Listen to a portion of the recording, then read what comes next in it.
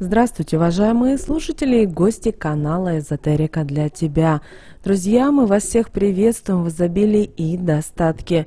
И сегодня мы с вами хотим поговорить о некоторых явных признаках того, что вас сглазили или что на вас навели порчу. Как определить это и что делать далее в этом видео. Итак, друзья, иногда нам кажется, что если нас сглазили или на нас порча, то мы думаем о том, что такого не может быть, и, скорее всего, какая-то глупость, невежество, и что с этим бороться никак не нужно, по одной простой причине, что это чьи-то выдумки. И, конечно же, в культурах разных стран порча из глаз имеет разные понимания и восприятия. Но в любом случае вы должны понимать о том, что это все-таки выявленная отрицательная энергия, которая действует на вас с помощью другого человека. Когда на вас появляется дурной сглаз, то вы должны понимать о том, что у вас появляются какие-то проблемы, у вас появляются какие-то несчастья.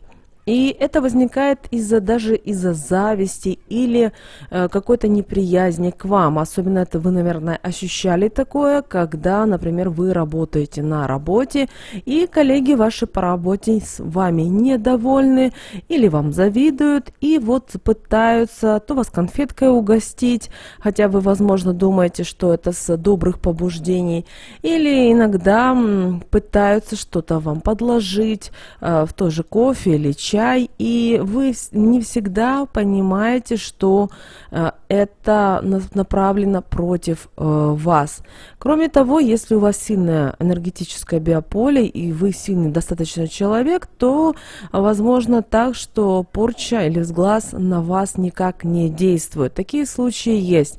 Но при этом может быть так, что ваши члены семьи, родственники начинают болеть, начинаются какие-то у них проблемы, возможно. Знаете, что это первый сигнал того, что вам нужно насторожиться и подумать о том, что кто-то, возможно, вас сглазил. Также, возможно, бывает и такое, что у вас есть животные домашние, и они ни с того ни с сего начинают болеть. То знаете о том, что да, это также такая же самая проблема. Или у вас может отсутствовать аппетит. Вот вообще, то есть вы раньше ели, вы чувствовали вкус еды, вам было все вкусно, вам нравилось, но в один момент вы, покупая даже самое простое, например, яблоко, или, например, делаете какой-то себе вкусный бутерброд с красной, например, рыбой, или с красной икрой, кто кому как, и вы начинаете понимать, что вы вкуса вообще не ощущаете, вообще даже не воспринимаете, что вы, например, кушаете или пьете. Хотя вы знаете, что это должно быть вкусно, потому что вы покупали и знаете, что это качественно и предназначено для вас. Поэтому, знаете, это также говорит о том, что на вас есть сглаз. Также, друзья, какие еще могут быть проблемы? Могут быть так, что если у вас есть бизнес, и вы занимаетесь, например, торговлей, то в какой-то момент ваши конкуренты, например, стали часто к вам заходить в магазин или к вам в гости, при этом без ведомых на то причин. Как говорится, попить чашечку чая. Здесь вам также нужно задуматься и стараться после того, как ваши непрошенные гости пришли к вам в офис или домой, сразу провести хотя бы самую простую практику. Все помыть солью, водой именно с солью. Это самая простая практика. И пройтись со свечой и сказать определенные слова. Потому что бывает очень часто так, что если у вас идет все хорошо, и ваши конкуренты это видят, а они видят это, потому что это выражается и, например, в вашем убранстве вашего офиса. Это и выражается в том, в каком вы, например, районе живете, куда вы ездите путешествовать, отдыхать. То есть вы должны знать о том, что вы должны ограничить по отношению к другим людям свою личную жизнь, то свой бизнес, поменьше хвастаться, рассказывать, делиться какой-либо информацией, потому что это все зависть, а зависть достаточно плохо влияет на вас. Также обращаем ваше внимание.